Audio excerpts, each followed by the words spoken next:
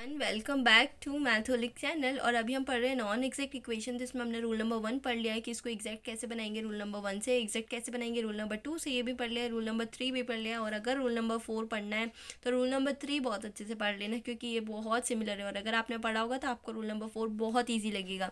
I think जो भी मैं पूछूंगी आप पहले ही बता दोगे, क्योंकि रूल नंबर 3 आपने पढ़ रखा है। अगेन इसका कोई नाम नहीं, इसमें फॉर्मूला है del N upon del X. इसमें जो रूल नंबर 3 था उसमें del M upon del Y पहले था, अब इसमें del N upon del X पहले आ जाएगा। Minus del M upon del Y divided by M. हमें पता है सेकंड टर्म का जो इंडिपेंडेंट है वही नीचे आ जाता है, और इसके नीचे जो रिस्पेक्ट में चल रहा है वही फंक्शन आ जाता है। तो ये भी आपको इजीली याद हो जाएगा। अब हम क्या करते हैं, इसका इंटीग्रेटिंग फैक्टर निकालेंगे, ई की power integration of F of Y D Y. तो आई होप ये आपको बहुत अच्छे से समझ में आ गया होगा। बस इतना ही होता है। इंटीग्रेटिंग फैक्टर जैसे ही आएगा इक्वेशन 1 में आप मल्टीप्लाई करोगे, and then your equation 1 which is non exact converted to exact differential equation of first order in first degree. ये याद रखना, क्योंकि ये हायर ऑर्डर्स में भी एक कंसेप्ट है, वो मैं बताऊंगी in coming videos. Okay, so let's see one example on this rule number 4. So the example is y 2x square y plus e की power x dx equals to e की power x plus y cube dy। इसको हमें solve करना है। मान लेते हैं equation जो है आपकी नॉन एग्जैक्ट है, मान के लेते हैं है ही, वो तो मुझे पता है, लेकिन आपको चेक करना पड़ेगा कि एग्जैक्ट है कि नॉन एग्जैक्ट है। ठीक है, तो सबसे पहले हम देखते हैं कि अगर ये एग्जैक्ट है, अगर ये नॉन एग्जैक्ट है तो हम रूल नंबर 1 अप्लाई करके देखते हैं। तो रूल नंबर 1 में इसमें कितनी पावर हो जाएगी, देखो x की पावर 2, इसकी 1 3 हो गई, और ये मल्टीप्लाई होगा जब तो इसमें 4 पावर्स हो जाएंगी, और इसमें कितनी पावर होगी 1, और जब ये मल्टीप्लाई होगा तो 2 पावर हो जाएगी 4 एंड 2। यहाँ पे पहले ही हमें वेरिएशन दिख रहा है, यानी कि डिफरेंस है, तो होमोजीनियस ये नहीं हो सकती, बिल्कुल नहीं हो सकती।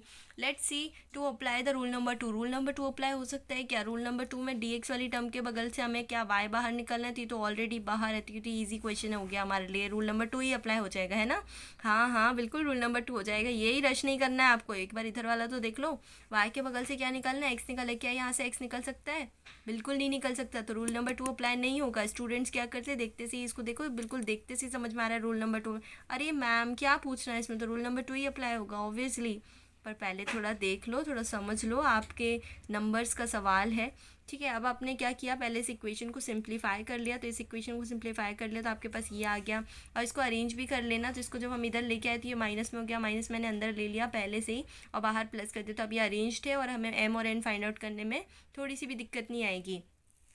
अब आपके पास एम ये है, एम हमने लिख लिया, और इसको हमने लिख लिया। अब एम को हमने डिफ्रेंशिएट कर लिया partially with respect to Y. तो आपके पास आ गया 4x square Y plus E की पावर एक्स। अब मैं आपको बार बार बहुत डिटेल में नहीं बताऊंगी, आई होप आप समझ गए होंगे। अगर मेरे कंटिन्यू आप वीडियोस देखते हैं तो आप समझ गए होंगे इस चीज़ को कैसे किया हमने पार्शियली डिफ्रेंशिएट। अब हम करेंगे एन को पार्शियली डिफ्रेंशिएट। हमने एन को भी डायरेक्टली पार्शियल डिफ्रेंशिएट कर लिया विथ रिस्पेक्ट टू एक्स। तो ये वाला तो 0 हो जाएगा, और ये वाला क्या हो जाएगा, माइनस ई की पावर एक्स।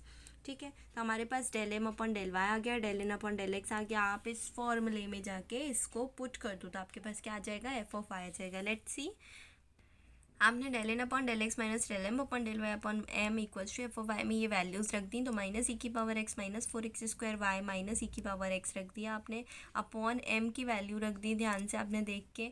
फिर यहाँ से आप क्या क्या कॉमन ले सकते थे, ये दोनों तो ऐड हो जाएंगे, माइनस माइनस प्लस, तो माइनस 2 ई की पावर एक्स, और यहाँ से माइनस 2 कॉमन ले सकते हैं आप, यहाँ से वाई कॉमन ले सकते हैं। तो यहाँ से माइनस 2 कॉमन लिया, यहाँ से वाई कॉमन लिया, यहाँ पे दोनों टर्म एक जैसी बन गए, तो इन दोनों को हम कट कर सकते हैं। तो आपके पास फाइनली एफ ऑफ वाई की क्या वैल्यू आई, -2 अपॉन वाई।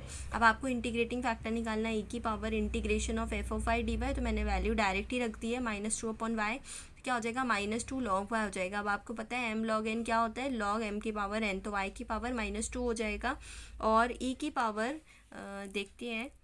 अब e की पावर लॉग x क्या होता है, x होता है। तो जब आप e की पावर लॉग y की पावर -2 रख दोगे तो ये आपका सिर्फ कितना आ जाएगा, y की पावर -2 आ जाएगा।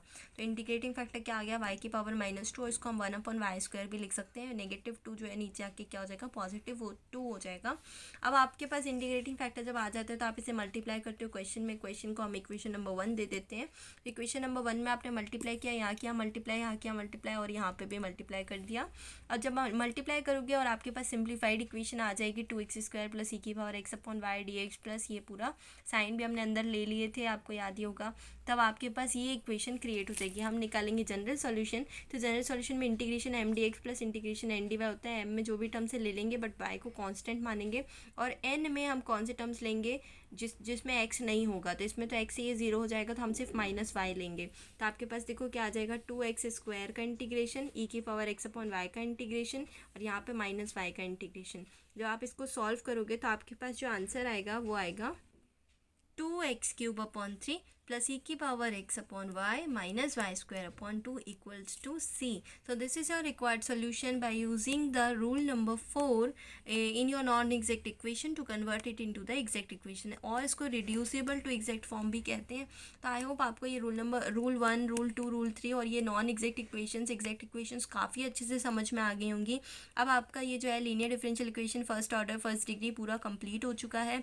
हाँ, आपने होमोजीनियस फॉर्म नहीं पढ़ा है अभी, मुझसे वेरिएबल सेपरेशन नहीं पढ़ा है, तो उसको हम एक वीडियो में, इसकी नेक्स्ट वीडियो में कवर करके and then we will go to the first order and higher degrees, तो उसमें भी काफ़ी सारी मेथड्स हैं, तो वो देखेंगे। आपको काफ़ी अच्छे से समझ में आएगा। अभी तक की वीडियोस कैसी लगी हैं कमेंट बॉक्स में बताइएगा, and thank you so much for watching these videos. Like, share and subscribe to the channel.